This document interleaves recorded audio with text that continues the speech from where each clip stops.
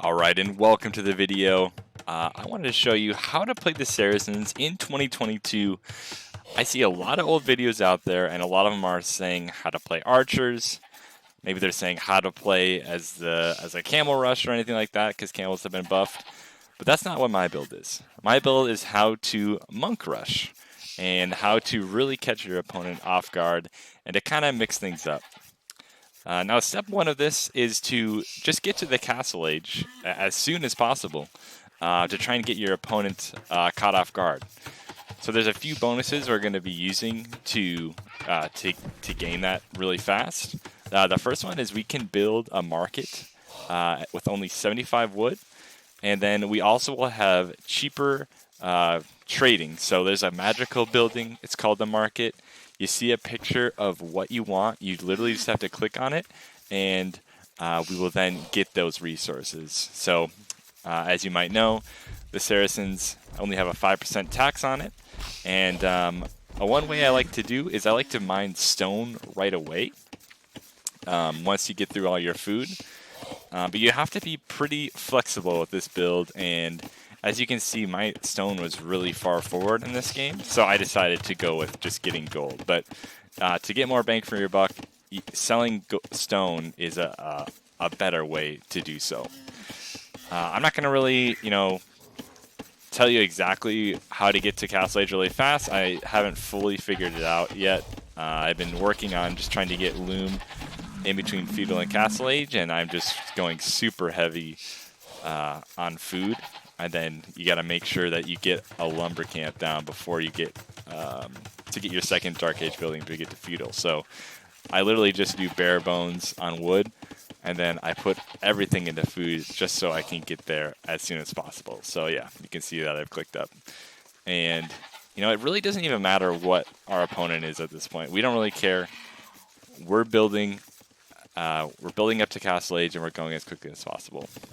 So now this is another part of the build where it probably could be optimized a little bit, but I send a few more people to wood. We are going to need wood for those two buildings to get to Castle Age, so blacksmith and a market. Remember, market is a lot cheaper for Saracens, and we're also going to need to be able to make two monasteries down the line as well. So you are going to need a good amount of wood. So whatever you think is best.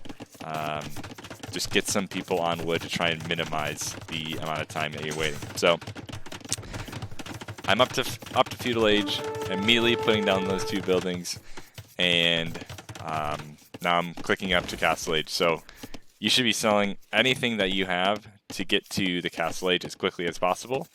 That's why we're playing the Saracens, so we really got to utilize those bonuses. And then the moment I click up to Castle, I'm then sending two villagers forward to trying to get our monk production as close as possible without getting caught. So this is kind of where it gets sketchy, because they're going to be coming forward with some sort of pressure at this point. You have to assume that they are. Now, if I had gone for this stone to get get return on investment on selling it, it'd been pretty hard to tough.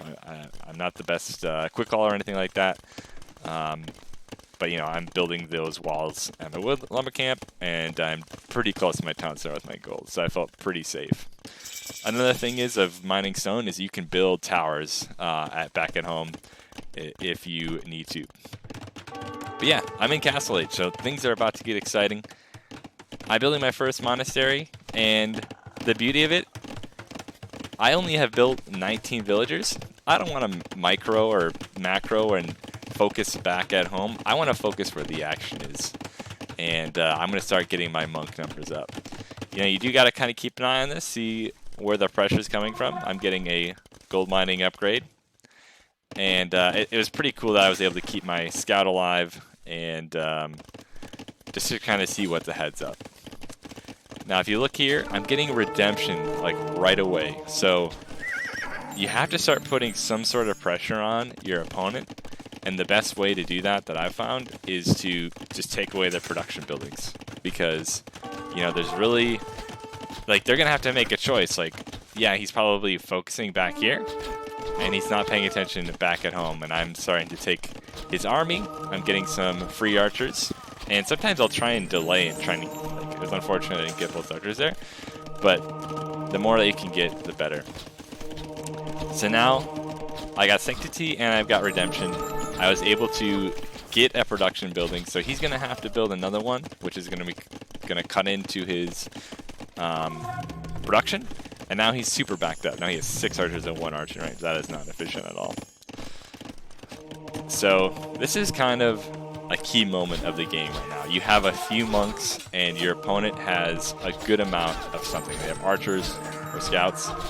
You really have to focus on where your monks are, because if you give away a bunch of monks for free, you will lose the game. So I was lucky to get 4 archers from that first engagement.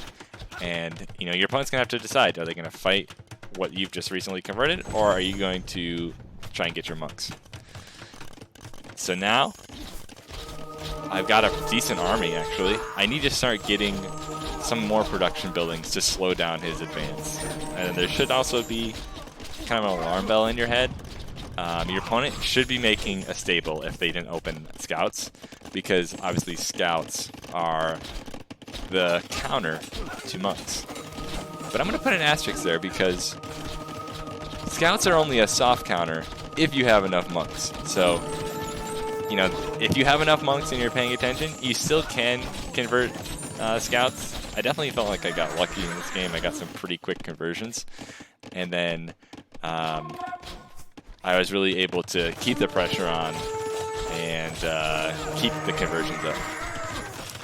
And the beauty with the Redemption is, you can convert any building. The exceptions of that obviously are town center, castle, wonder, and monastery. I would argue that you should be able to convert castles. Like, if they let you take a castle, that's on them. Let me, why restrict that? But that happened to me in a game where I felt like I could have converted a castle because I got underneath it.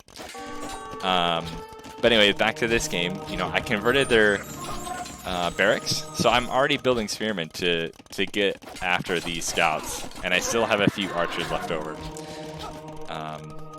I'm really keeping up the monk numbers. Like, the more monks you can get, the better.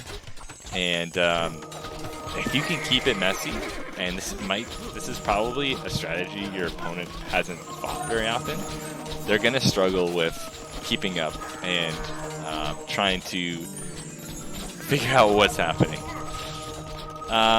Just kind of like a pro tip, if you're walking pretty far, you see how it's walking around here, you can convert buildings in the walls and just delete it, so you can get to your enemy faster. At this point of the game, a mistake right now is that I could have gotten this market for free, and I probably should have done that right away. But I was able to get this stable. I got another archer range, and this should be a point in your head, like, oh, another alarm bell going off. He probably has another stable somewhere. So, especially if you have a scout that you have converted, you should definitely be constantly looping to the other side of the base to just try and see where, what's going on, what's my opponent doing. This tower was very smart from my opponent. They were able to get a pretty large area of defense. But sometimes you can YOLO and send the boys to convert a tower with your monks with Redemption. And then your opponent's going to have to decide, oh, am I going to fight the monks and the villagers, or what am I going to do? So you should be able to get some conversions there.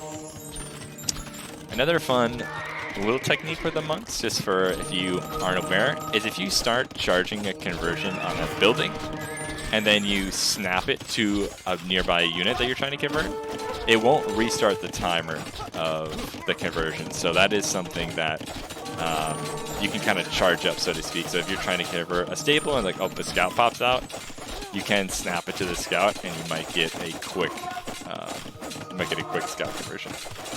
At this point, you probably have a few villagers in your opponent's base, so you can buy some wood and slap down a siege workshop and build a mangonel, because you're in the castle age, and they're going to have to really deal with that right away.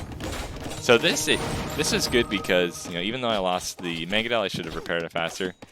I was able to pull a bunch of these villagers out of position, and I was able to convert them to be able to finish off the tower. So now that he has really no tower here, I felt like I was in a pretty strong position. I have 17 monks, as you can see, and I'm just trying to convert anything I can see. I got the blacksmith, I got houses, and I knew I had to get rid of this stable. Now, honestly, my opponent going to Castle Age is probably a mistake. They really just need a ton of scouts to kill all these monks. But like I said earlier, if you have enough monks, you know, 1 or 2 scouts isn't really a big deal if they're together. You know, if you're not paying attention, like I'm pretty sure this scout picks off a bunch of monks, but that just shows how much focus you have to keep. If you also find yourself with a bunch of enemy vills or a bunch of vills that you've converted in the base, you can convert, you know, like a mining camp or a lumber camp, and then you can start getting more resources just so you can get, you know, more monks. You can build another monastery in their base, and just keeping monk numbers as high as possible will allow you to keep the pressure up. So yeah, thank you for watching. This is just a little fun way that I like to play as Saracens. It's a little bit different than most people play. And I hope you have a good rest of your day.